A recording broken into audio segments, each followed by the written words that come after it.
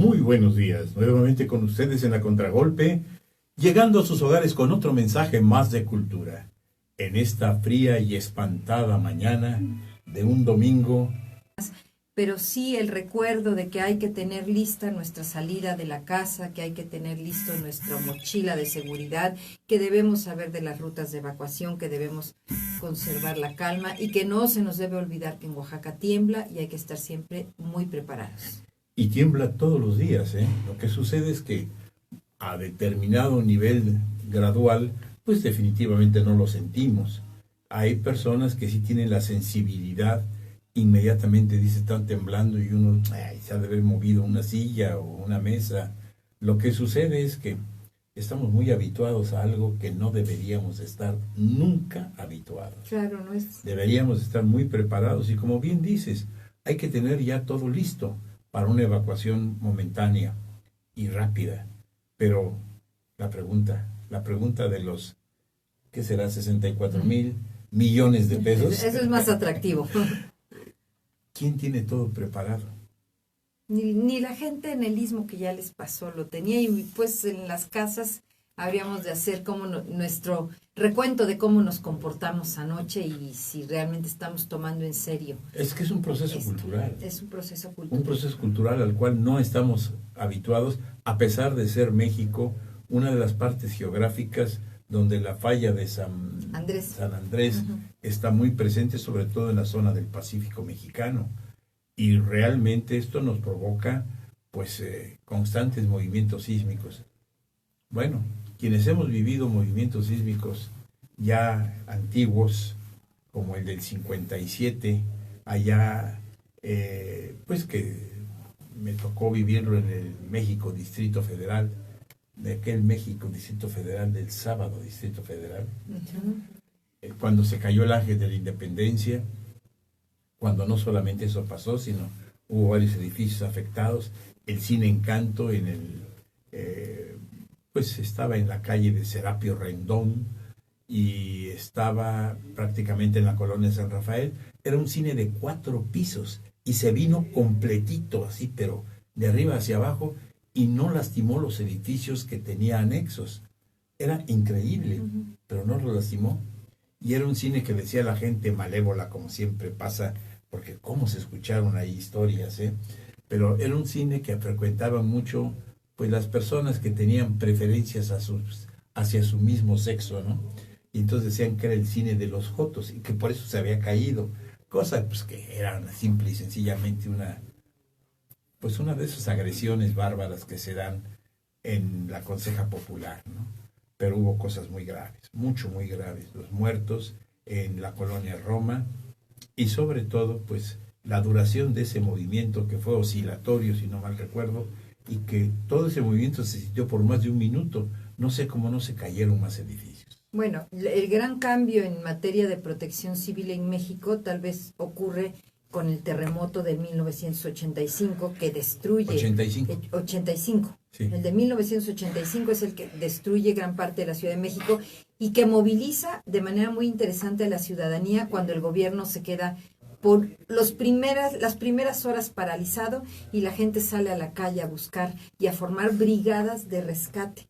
Y ahí empiezan a formarse estos grandes movimientos de protección civil, y el modelo de protección civil que hoy conocemos nace en ese 1985, se perfecciona y México es ante el mundo finalmente ejemplo y asesora a otros países en casos de este tipo de catástrofes.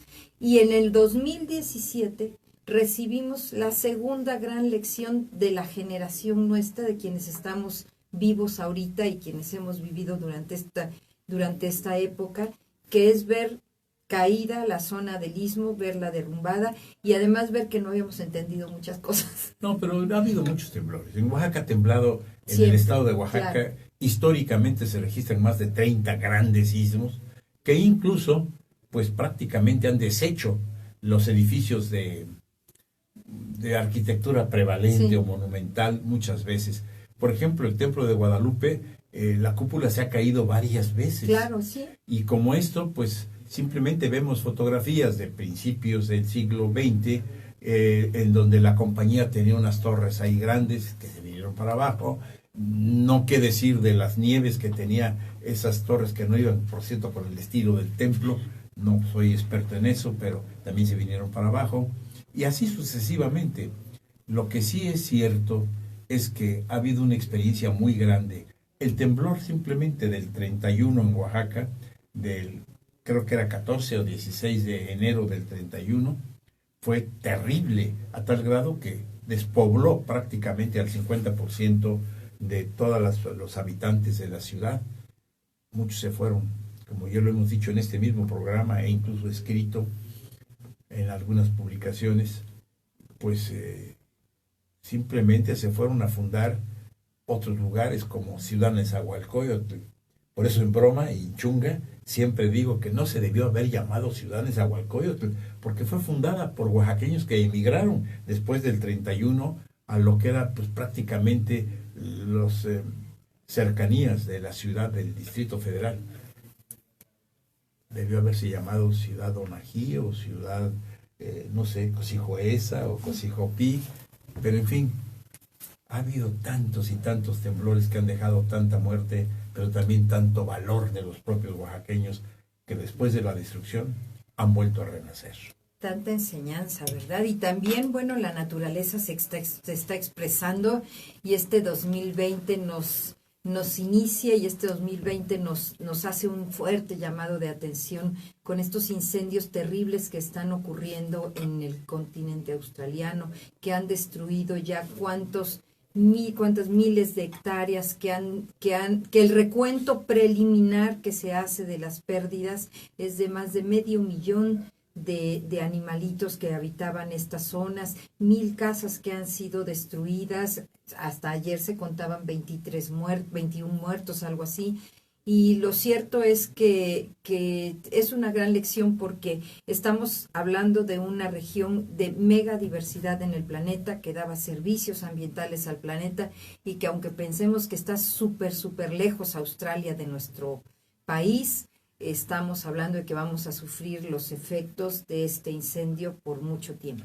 Pues es la isla más grande del continente oceánico, de Oceanía, y realmente como comentábamos antes de entrar al aire, pues es una isla inmensa, grandísima, pero donde hay mayor concentración vegetal, donde hay pues mejores condiciones, entre comillas, de vida, pues es precisamente al lado de todo lo mareño, ¿no?, del mar.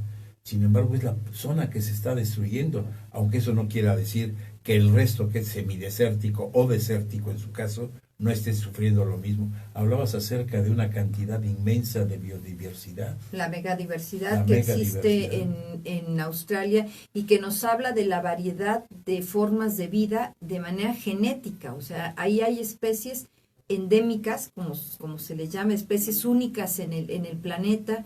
Hay especies animales que están en peligro de extinción y pues realmente es muy grave lo que está ocurriendo. Ayer ya celebraban los bomberos que había caído el agua y afortunadamente tal vez esto empiece a pasar, pero es una llamada de atención grande. ¿Qué podemos hacer desde un lugar como México? ¿Qué podemos hacer como ciudadanía desde Oaxaca? Porque a lo mejor no vamos a ser partícipes de esas escenas donde se les está dando agua a los koalas o nos abrazamos con los canguros, pero desde aquí empecemos a revisar nuestros hábitos y nuestra conciencia en torno al medio ambiente. Caray, siempre damos consejos y muchas veces uno mismo no los sigue. Yo ayer me puse a pensar, cuando estaba yo ya medio turulato, como dice la gente, ya casi dormido y que de repente, pum, sonó la alarma y se vino el primer jalón fuerte. Yo estaba pensando, bueno, ¿dónde están los planos de mi casa? ¿Dónde están las escrituras? ¿Dónde está esto? ¿Dónde está el otro? Y otra vez decir lo que dije ya anteriormente en otros temblores, en otros sismos, pero no lo hago. Y ahorita ya se me olvidó, pero yo creo que... La tarea del domingo.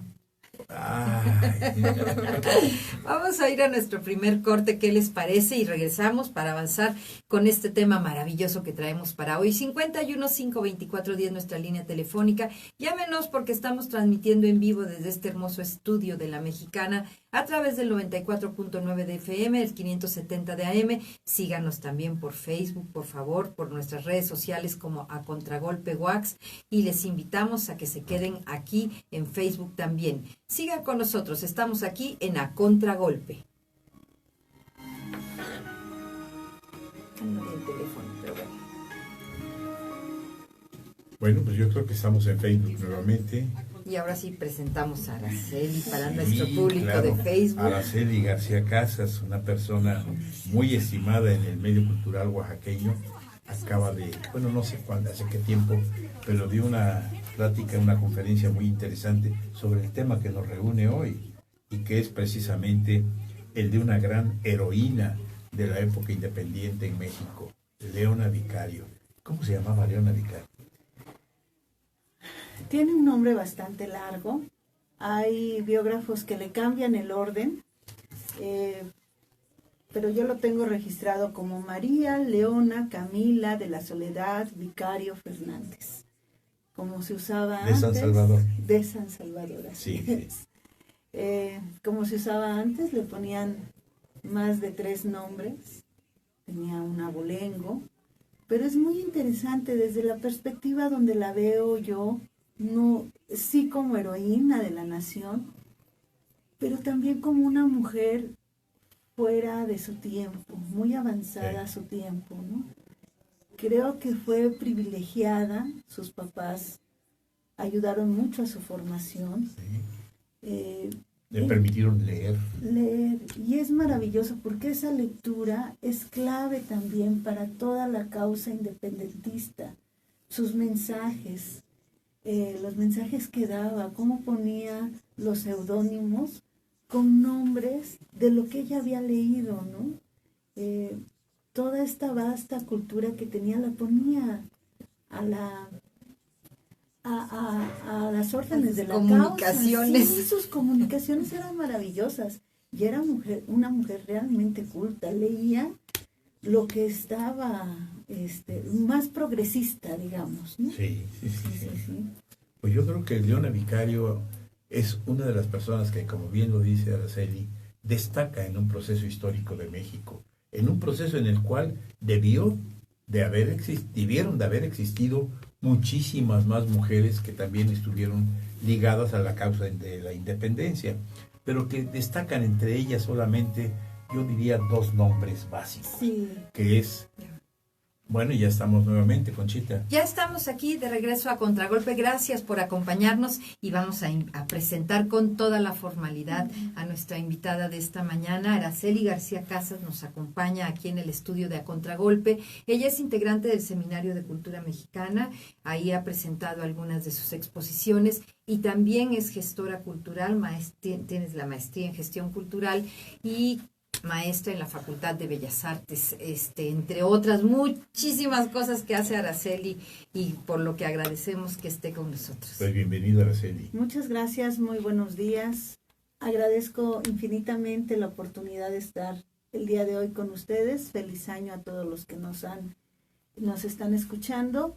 Y la verdad es un privilegio estar. Al inicio del programa decía que estoy sumamente nerviosa porque estoy con 2 personas conocedoras y la verdad es que sí da nervios equivocarse cuando están maestros a nuestro lado, ¿no? Oye, no lo vamos a creer, Araceli, por favor. No, es muy cierto, oírlo siempre, ver con qué facilidad manejan datos, su memoria, eso es maravilloso, y cómo van dando datos ahí tan fluidos, y eso es fascinante, ¿no? Ahorita que dices pues memoria, agradezco mucho la invitación. Gracias, Araceli. Y ahorita que dices memoria, estaba yo bromeando hoy en la mañana con uno de mis cuñados, hablándole a otro cuyo cumpleaños es el día de hoy, Miguel, que llegó desde Irapuato, al que le mando un abrazo muy fuerte, pero que bueno, ya estamos nosotros en la 4ª o 5ª edad, no me acuerdo bien, y entonces decíamos, bueno, ¿y para qué te hablé por teléfono? Sí, pero en fin, la memoria ya no es la misma. Pero sí, gracias por tus comentarios, pero y tal vez así un paréntesis muy breve, queremos agradecer también los comentarios que la Secretaría de la Cultura Federal hizo al programa Contragolpe. Hemos compartido en nuestras redes sociales 2 artículos que de sorpresa esta semana aparecieron en el portal federal y en Oaxaca Debate Político, una revista digital, y que nos hacen favor de comentar lo que hacemos en la Contragolpe, como decía el licenciado en el comentario de media semana, hasta este día que es el inicio de nuestro año número 16. Pues la verdad es que así como el actor o el cantante, el artista en general vive del aplauso de la gente, bueno, pues los comentaristas, modestos que seamos o no, pero la verdad de lo que vivimos es de, pues esto, el reconocimiento que se hace momentáneamente de algo que lo hacemos de todo corazón y con gran entusiasmo desde hace ya casi 16 largos años. Sí, así es. Bueno, pero hace un momento fuera del aire en lo que es el Facebook hablábamos con Araceli y le hicimos una pregunta que la repetimos ahorita. Estamos hablando sobre una de las grandes mujeres de la independencia, Leona Vicario. ¿Cómo se llamaba Leona Vicario? Bueno, tiene un nombre muy largo. Hay autores que le cambian el orden, pero yo la tengo registrada como María Leona Camila de la Soledad Vicario Fernández y San Salvador. Y es muy interesante, bueno, en ese tiempo tenemos que reconocer que todavía no había registro civil y que la fe de bautizo era la que daba. Así es, así es. Yo retomo de este nombre en este orden porque en España una historiadora de arte, una doctora en historia de arte, en sus trabajos de tesis encontró un cuadro maravilloso en un convento de las Carmelitas Descalzas. Y en la parte de abajo venía escrito de quién se trataba. La niña que está en el cuadro era Leona Vicario. Hay que recordar que ella es hija única de segundas nupcias y tenía 2 hermanas mayores, o como le decimos tradicionalmente, medias hermanas. O hermanastras. Y una de ellas profesó en las Carmelitas Descalzas. Entonces, entre todo lo que llevaba este cuadro de la niña. El cuadro de toda la familia. Y este cuadro es muy interesante analizarlo, porque ya viéndolo con ojos críticos, dejamos a un lado ver una familia, vemos a una familia novohispana, acomodada, rica, sus trajes engalanados, y sobre todo el pie del pie de la foto me voy a permitir leerlo porque es muy, muy interesante. Porque habla, decía que se trataba verdaderos retratos de don Gaspar Martín Vicario, natural de la villa de Ampudia, en Castilla, la Vieja, familia del Santo Tribunal de la Inquisición de la Ciudad de México. Regidor honorado y diputado del común que ha sido de dicha ciudad. Diputado actual real del Tribunal del Consulado de ella, de su edad, 50 años y 9 meses. De doña Camila Fernández de San Salvador, su legítima mujer en segundas nupcias, su edad 30 años, 6 meses. De doña María Luisa, de edad 10 años, doña María Brígida, su edad 8 años, doña María Leona, su edad 5 años. Y entonces marca toda su historia, ¿Quiénes eran? Y la importancia que tenía el papá. Y es bien interesante reconocer este origen de Leona para adentrarnos más como una niña o como una mujer novohispana. Se entrega años después a la lucha independentista, pero en su formación también es bien importante reconocer que no era una típica niña bien de sociedad, sino que sus papás le dieron el privilegio de estudiar, de leer, que eso es algo muy importante y como lo comentábamos hace un rato, tuvo este privilegio y eso le dio la oportunidad de identificar que habían formas mejores o mejores maneras de organizarse en la sociedad, porque ella vivía en una situación muy acomodada, que podría haber mantenido por mucho tiempo. Ella nace en el siglo XVIII. Sí.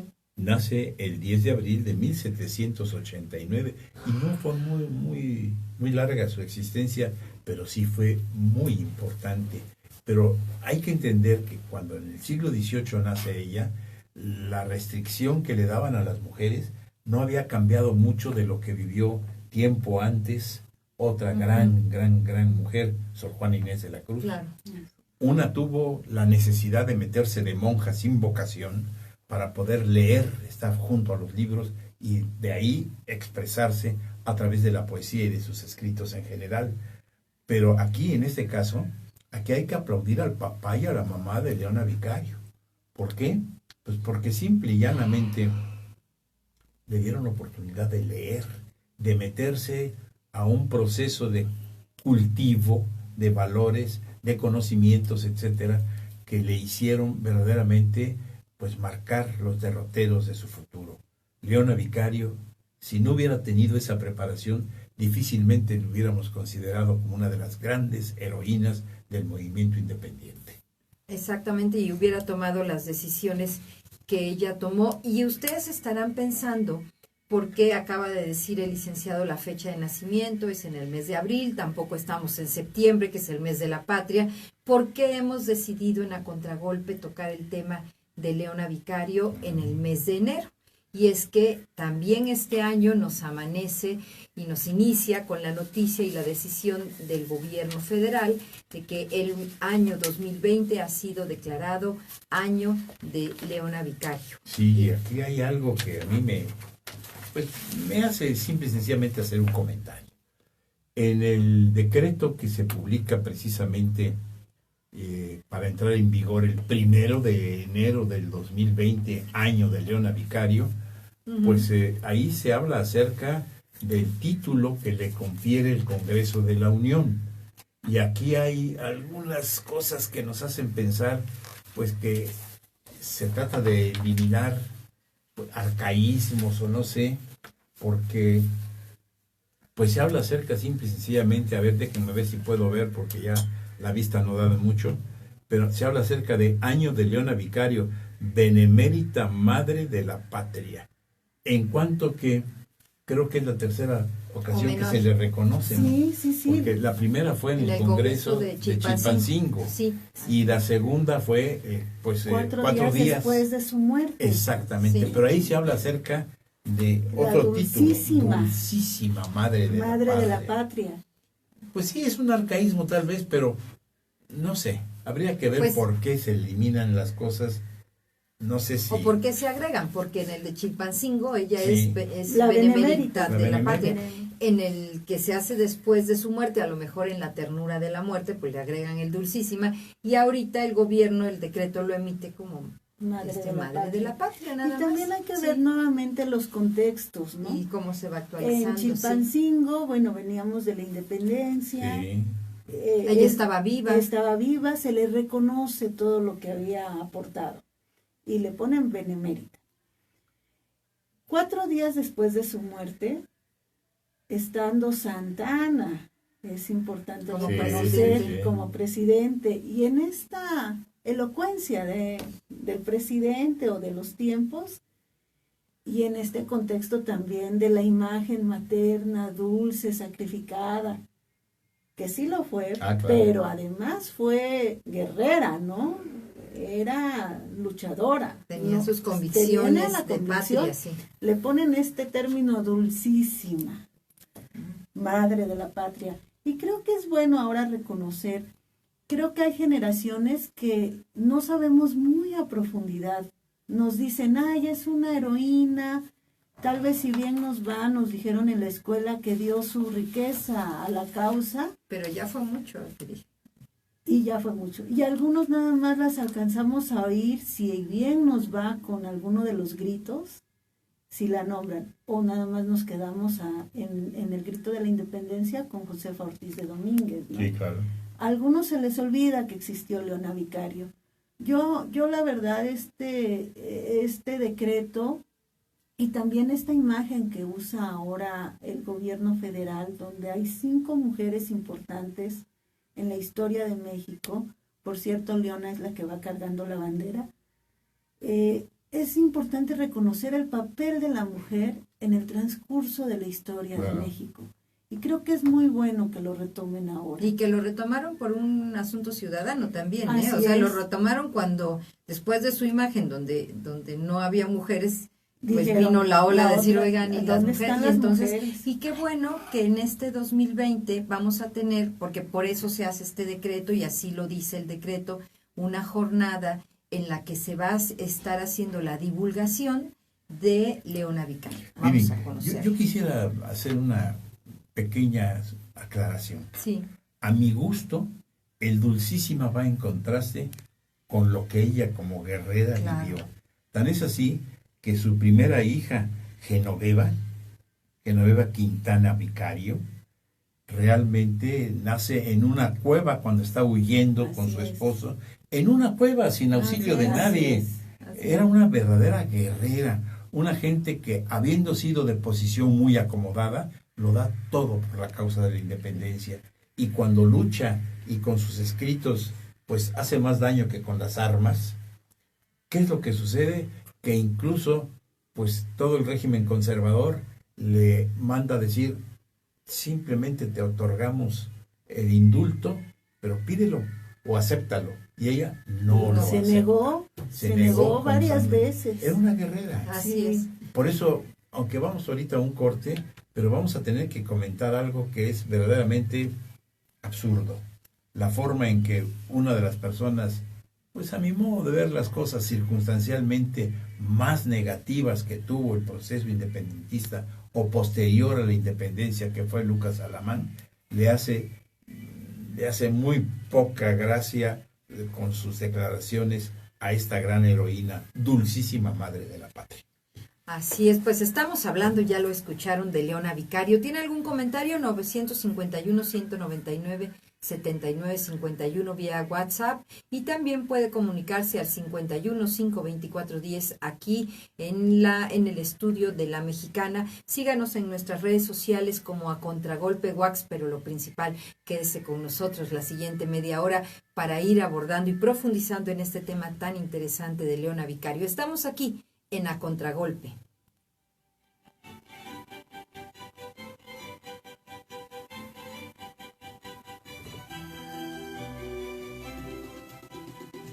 Estamos a Contragolpe. Continúa escuchando. Ya estamos. Ya estamos. ¿Nos hace el cue? Eso. Bueno, miren. Oiga, es que lo está dando. Y nosotros viendo. Yo lo estaba dando. No, es que estaba bailando. Creímos que estaba bailando. Tenemos que mejorar esa técnica de Facebook. Bueno, hay algo que es interesante, por llamarlo de alguna manera, y que lo vamos a comentar ahorita en la radio también al aire. La forma en que Leona Vicario es tomada, digamos, de su movimiento y, entre comillas, encarcelada. Porque no fue una cárcel, ¿verdad? No se le lleva. Pero al final de cuentas hay que reconocer la posición política que vivía. Era un aristócrata. Es bien interesante ver cómo su tío movió, ayudó, interfiere. Y cómo es posible que alguien así, siendo independentista, no se fuera a la cárcel. Pues es todas las redes de apoyo, todo el peso político que tenía el tío, económico, representaba una y fortuna, que le permitieron estar en la cárcel, sí, en este convento, ¿no? Bueno, pues sí, vamos a hablar de eso en el aire, pero yo quisiera hacer un comentario, no sé qué opinen ustedes. Hay una pintura de Leona Vicario que es con la que más la identificamos y que siempre la ponen de perfil, con un chonguito como el que ahora prácticamente está renaciendo en la moda femenina. Nunca ha pasado el chonguito. Bueno, pero así como lo tiene ella, pues ahorita el chonguito está más presente. Pero lo que sí es cierto es que, a mi modo de ver las cosas, era una mujer muy atractiva. Hay una pintura de frente que es preciosa. La mujer era muy bella y, bueno, jovencita, no había tenido todavía, pues, lo que hace el tiempo, el Cronos famoso que nos perjudica a todo mundo, ya medio regordeta como como la tienen en la pintura, repito, como más la identificamos, pero Leona Vicario debe haber sido una mujer muy bella. Tan es así que un señor, Andrés Quintana Roo, entra a trabajar, creo que al despacho de su tío, sí. Y ahí se encuentra con Leona Vicario y ¡pum!, entra Cupido o la química, como quieran llamarle, y se enamoran. Y hasta el último momento ella está enamorada de él. Tan es así, y bueno, él de ella, pero tan es así que inclusive Lucas Alamán pues manipula esto y pone que todo lo hizo por amor a un hombre, para seguirlo. Eso es muy importante, porque cuando acaba la independencia y cuando ya, digamos, se había logrado lo que buscaban, que era un gobierno independiente, siguen habiendo disputas internas en el país, ¿no? Y entonces ella se retira y va a vivir con su familia y con sus hijas y demás, y el esposo sigue ocupando cargos importantes, pero no son no son monedita de oro, no son los héroes que hay que rendirle honores. Y ella incluso hay un momento en el que pues solicita que pero primero ella lo que solicita en realidad es que les eximan del pago de derecho de paso por Veracruz, que eran sus tierras. Como el gobierno no les puede eximir de eso, pues ya estamos de regreso. Ya regresamos a Contragolpe y estamos hablando de Leona Vicario. Vamos a retomar, así vamos a echarnos para atrás para tomar el impulso. Y estamos hablando de esta figura de Leona Vicario que acabada la independencia, ella y su esposo Andrés Quintana Roo, y a lo mejor nos estamos atropellándonos y saltándonos un poco, pero ellos no son monedita de oro, ni son ni están exentos de los enemigos políticos. Y hay un momento en que ella solicita al gobierno que se le exima el pago de un impuesto o un derecho de paso hacia Veracruz. El gobierno le dice, eso no podemos nosotros renunciar porque está en ley, no podemos, pero en compensación, porque ella había dado pues todas sus propiedades a la causa, e incluso se las habían incautado y las habían vendido por la mitad de lo que valían.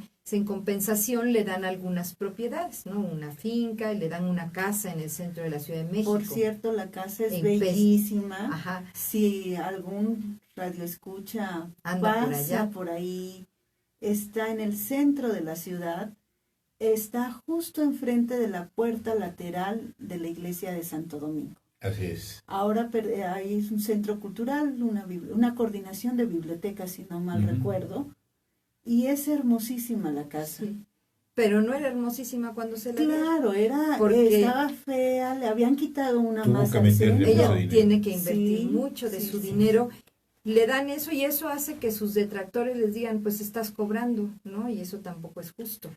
Pero no sé, ¿no? Digo, realmente siempre ha habido eso. Sí. La contradicción del ser humano es así, contradictorio por excelencia. Y Lucas Alamán se aprovecha. Muy mal. Ahorita vamos a comentar eso, pero yo quisiera mencionar que aparte de todo, cuando la lucha de independencia está en su apogeo, ella tiene 24 años cuando la toman por primera vez y la meten a la cárcel, que no era una cárcel en sí, pero era una reclusión en un convento. ¿Nos quieres platicar de Así ella? es. Bueno, me voy a regresar un poquito a la historia.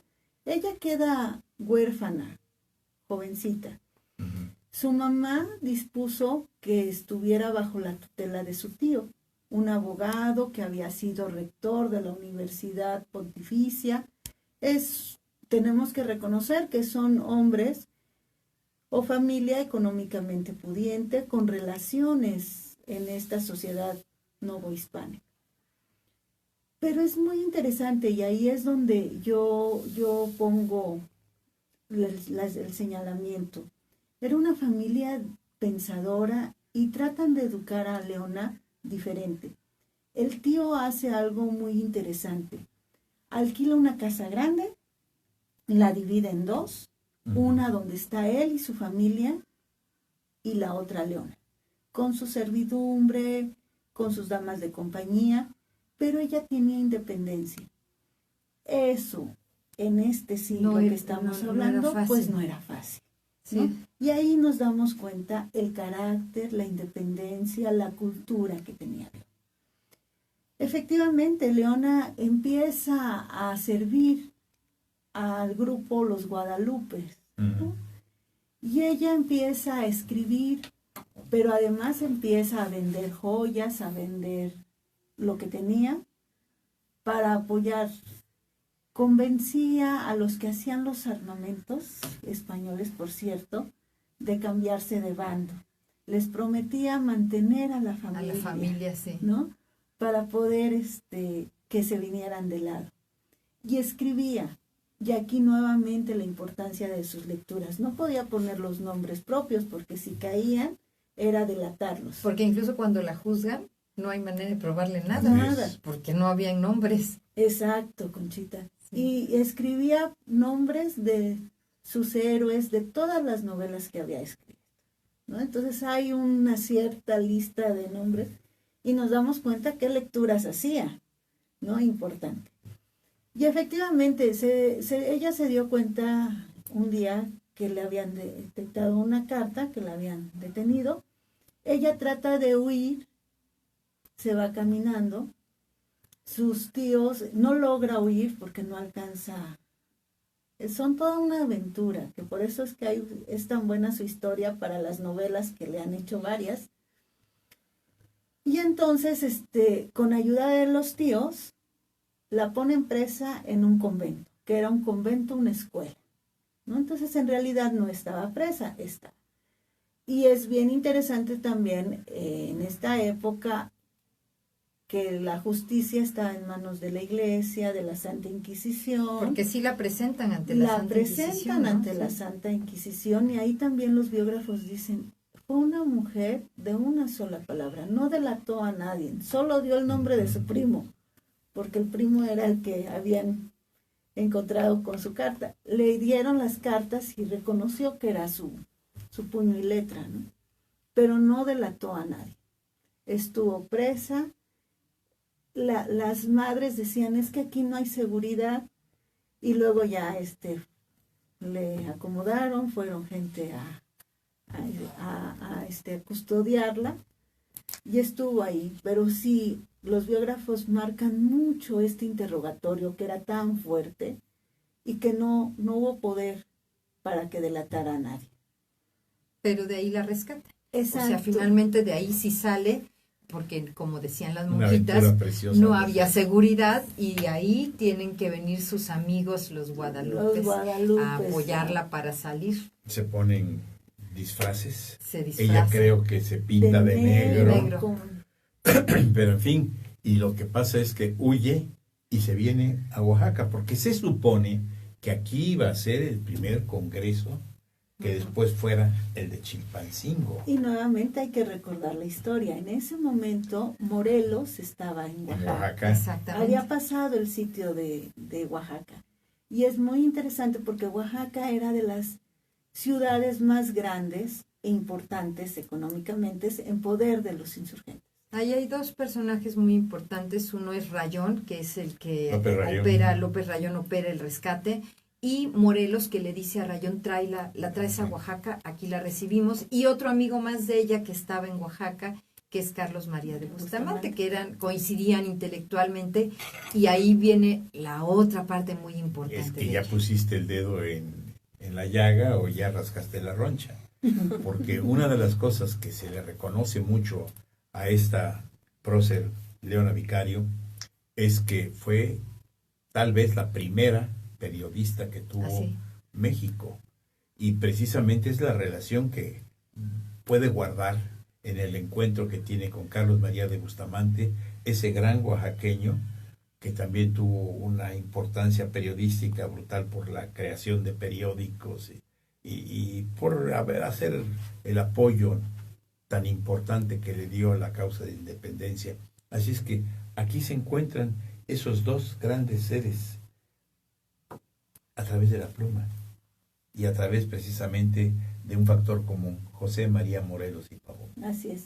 Y pareciera que estamos hablando de calles del centro de la ciudad, y tal vez para nuestros jóvenes que nos estén escuchando, también tomen sentido los nombres de nuestras calles, ¿no? Rayón, Bustamante, Morelos, todos estos héroes, ¿no? Y el por qué le pusieron los nombres. Ese es un paréntesis. Y por cierto, ¿no hay una calle que se llame aquí en Oaxaca Leona Vicario? Sí, ¿verdad? sí hay una, pero está perdida y realmente es una calle muy chiquita. Ubican la plazuela del Carmen, alto. La calle donde están ahora la curia, esa calle se llama Leona Vicario. Y también hay un jardín de niños Leona Vicario que está donde empieza la calle de Morelos. Así es. Ahí en Morelos e Independencia hay un jardín grande que no sé si se llama Leona Vicario, ¿cómo se llama?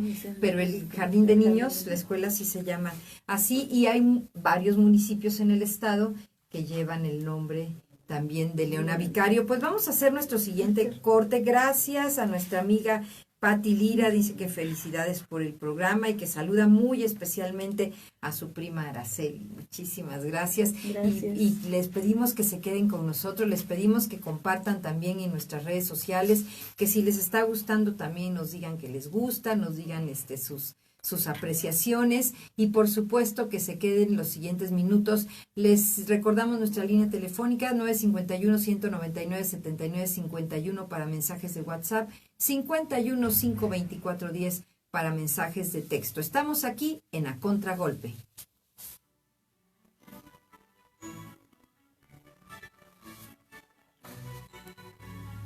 Bueno, pues ahora seguimos en Facebook. Y bueno, yo quisiera dejar para cuando regresemos al aire el proceso de la forma tan absurda en que trata Lucas Alamán a Leona Vicario. Pero antes de eso, creo que hay algunos comentarios que son importantes. La familia de Leona Vicario ya la describió muy bien Araceli, pero aparte de que ya mencionamos a Genoveva, tuvo otras 2 hermanas más, puras mujeres por cierto, que son Soledad y Dolores, me parece. Así es. Y ellas son las hermanitas de Leona Vicario, pero no hemos hablado de aquel que la flechó, porque pues aquí pura cosa de que exalzamos mucho a Leona Vicario, y sí, lo merece, y eso y mucho más de lo que hasta la fecha hemos hecho con ella. Pero ¿y qué pasa con Andrés Quintana Roo? Claro, porque ellos hicieron una extraordinaria pareja. Claro. O sea, al final ella se queda desde una trinchera haciendo pues lo que ya aquí hemos comentado, ¿no? E incluso escribiendo lo que estaba pasando y financiando y haciendo el espionaje y la estrategia y enviando mensajes, pero Andrés Quintana Roo se va a estos movimientos de lucha. Él es un personaje muy bien preparado también, era un hombre de letras, un hombre distinguido, que se sienta a trabajar el proyecto de lo que sería una nueva nación. De parte de él y de este grupo de pensadores vienen las bases de una nueva nación. Y él sí es, la diferencia es que él sí es muy reconocido porque incluso hay un estado que lleva su nombre. Los gobiernos insurgentes le encomendaban cosas tan importantes como, por ejemplo, ir a negociar en su momento con la zona de Yucatán que estaba en el movimiento y que separatista. Por cierto no lo logra, Pero, o sea, él tenía ese tipo de encomiendas diplomáticas, esas encomiendas de gobernanza que ahora diríamos, y que hablaron de su gran actividad posterior al movimiento insurgente.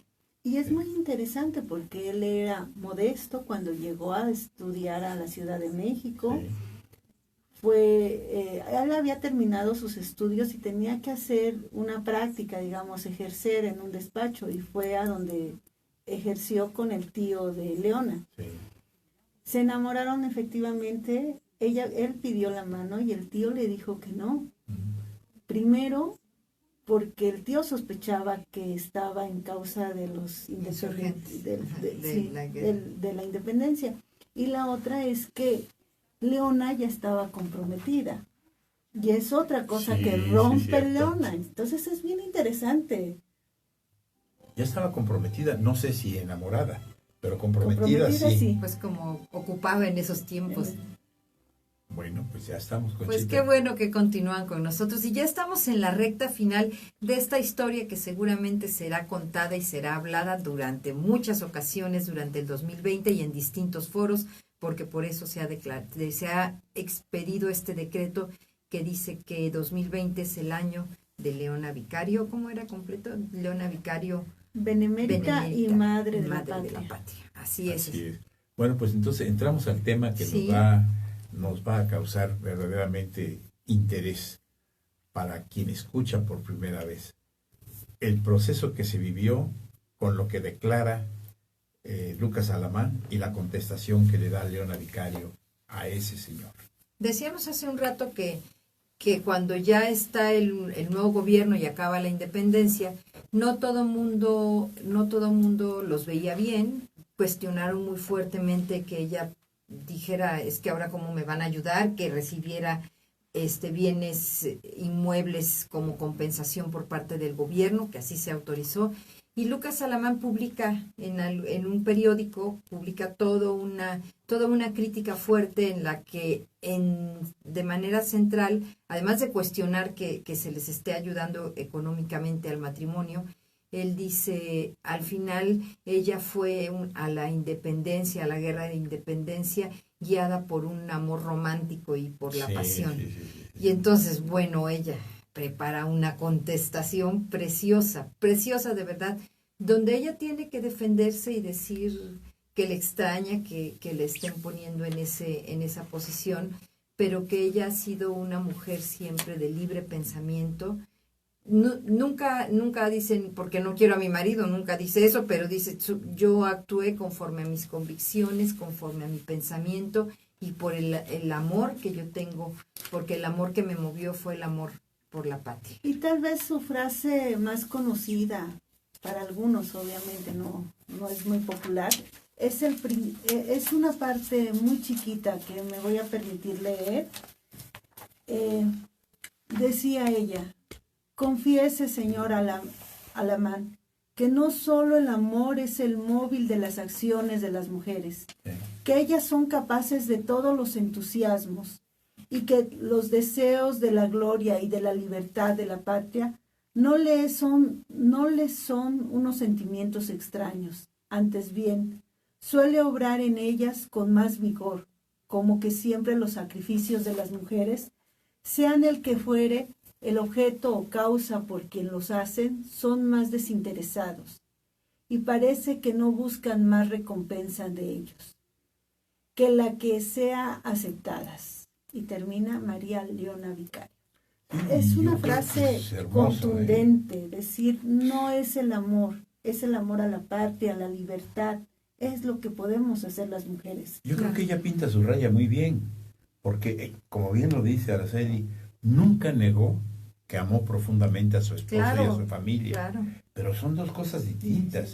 Es decir, no me voy a una lucha, entrego todos mis bienes, sufro persecución, tengo a mi hija primera en una cueva sin ayuda de una partera ni nada, simplemente con la ayuda de la presencia de mi esposo. En fin, todo lo que padeció, el encarcelamiento entre comillas que sufre, en fin, todo lo que pasa de una Vicario y que en un momento determinado le compensa a la patria como puede compensar un héroe vivo, porque la mayor parte de los héroes ya eran muertos. Así es. Y aquí la patria no fue ingrata con ella. El que fue un ingrato fue este señor. Y que no le devolvieron la cantidad, digamos, en términos de equivalencia, nada. No. Fue una compensación. Fue una compensación ligera, porque a ella le quitaron todo lo que tenía, que era bastante. Sí.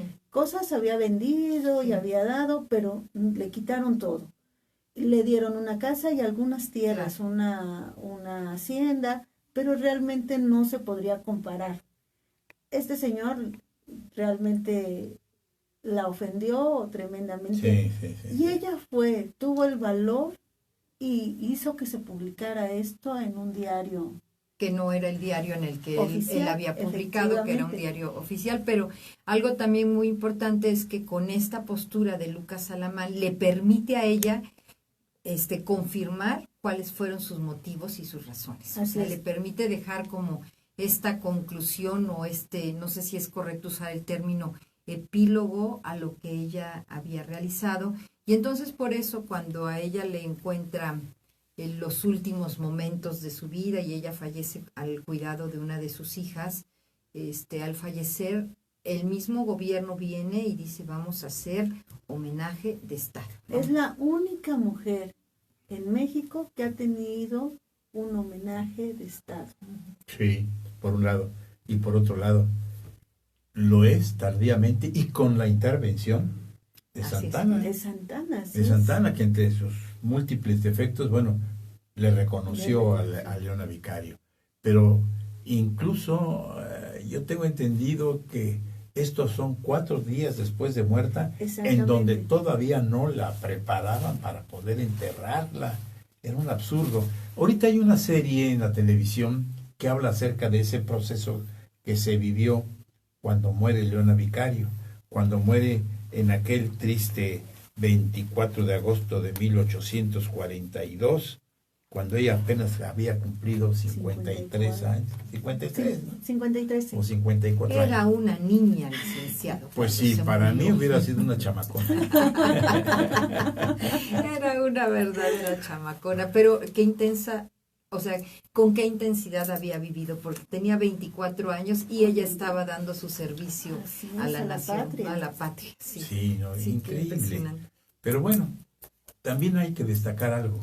No solamente fue periodista, no solamente fue luchadora, también fue poeta. Sí. Y escribió cosas muy interesantes, claro, de acuerdo pues a lo que eran los escritos y la forma de apreciarlos en aquel entonces.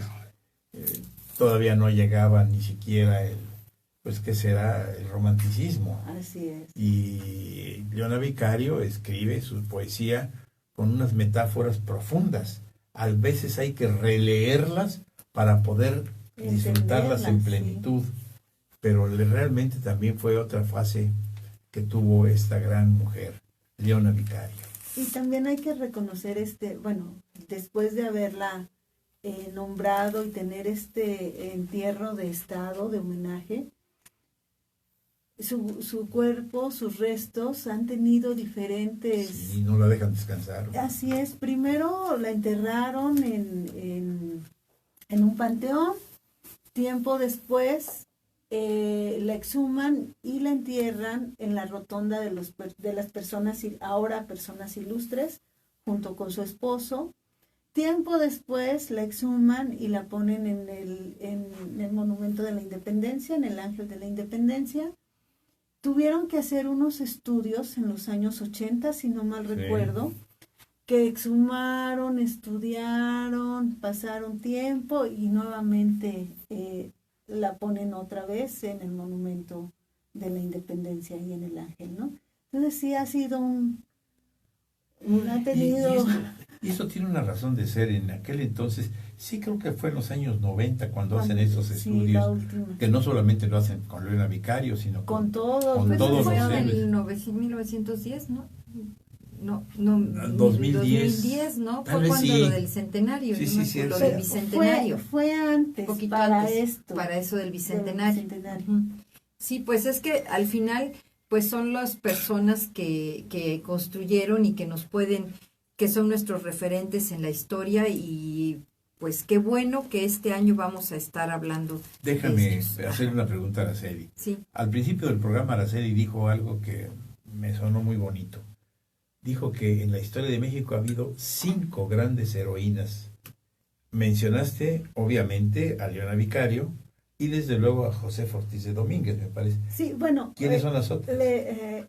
Me regreso. En la historia de México han habido muchas más, claro. Pero las que están que en la han imagen estado olvidadas. Pero ahora el gobierno de la República está sacando a 5, digamos, luchadoras. La que toma la bandera es Leona Vicario. Si no mal recuerdo, está Josefa Ortiz de Domínguez. Sí. Está la Monja Roja. Está... Me imagino que Sor Juana Inés de la Cruz. No está considerada. Son digamos, luchadoras de la independencia y de la revolución. La Monja Roja. Tendríamos que revisar quiénes son las de 5. Yucatán. Y ya sé quién está. La hermana del que fue gobernador de Yucatán. No. La monja roja. Sí, ahorita le decimos el nombre. Ahorita recuerdo el nombre. Vamos a agradecer a la señora Vicky de Jojo, que nos dice que felicidades por el año nuevo, que sigan con este ameno e interesante programa. Dice, saludos a Patito Lira, que se refieren a ti, ¿verdad? Y también nos dice Maritel Lira, que nos felicita a todos, que le parece que hay que hacer un reconocimiento a esta grandiosa y magnífica heroína. Saludos a la invitada de honor, para mi prima Araceli, con mucho cariño, y también saludos al licenciado y saludos a todos los que hacemos este programa. Gracias a la familia que se levantó temprano para escuchar, pero ellas son asiduas, Sí. Pati y María. Nos hacen el honor. Y también nos dicen del público, gracias a este interesantísimo programa, el tema de hoy para mí es un regalo de Reyes, conocer a doña Leona Vicario, y desean feliz año para todo el equipo. Nos hablan también desde Esquipulas el señor José Alfredo Reyes, y él comenta, por los temas que dijimos al principio, que los desechos y aguas negras que se tiran en el río Atoyac y en el río Salado, dice, todos hablamos pero no hacemos nada, y el gobierno debe poner plantas de tratamiento de aguas. Y bueno, sí, todos estamos preocupados por el tema ambiental, indudablemente. Dejemos de tirar basura. Dejemos de hacer basura. También, claro. No mandemos a los Reyes Magos globos con cartas, porque para empezar ni les llegan. Oye, por cierto, vi en la televisión, en un noticiero, la protesta, pero tan fuerte, que tienen algunos comerciantes en los mercados del antiguo Distrito Federal, porque ya allá en la Ciudad de México se prohibió que dieran bolsas de plástico. Sí. Y están furiosos. Bueno, pues sí, yo sé que tienen que compensar de alguna manera lo que ya tienen invertido, pero ¿para qué? No para que se lo gasten, sino para que ahora busquen la otra alternativa, que es buscar bolsas que sean pues desechables, pero también que no tengan ese proceso de... Pues tampoco sustentable de producción. Sí, no, terrible. Antes de irnos, Elvia Carrillo Puerto, la monja roja. Pues ya prácticamente ya nos vamos, ¿verdad? No, nos quedamos. Nos quedamos otro rato más. Bueno, pues les agradecemos muchísimo su presencia en que fue el primer programa del año 2020. Les deseamos que los Reyes Magos lleguen a su casa y traigan cosas maravillosas para ustedes y para todos los que comparten con ustedes el camino. Y como dijimos en el comentario de media semana, suena feo, pero hay que pensarlo. Si estamos pensando en no fabricar y no tirar basura, también acuérdense de que hay algunas cosas que son importantes para vivir mejor y para consolidar una posición de educación, de cultura. Lo importante no es lo importante es el juego, no el juguete. Pues no, los viejos como yo sabemos que antes jugábamos con cualquier cosa. Con unas canicas en la tierra, y era padrísimo. Hacíamos cochecitos de y competencias de corcholatas. Sí, claro.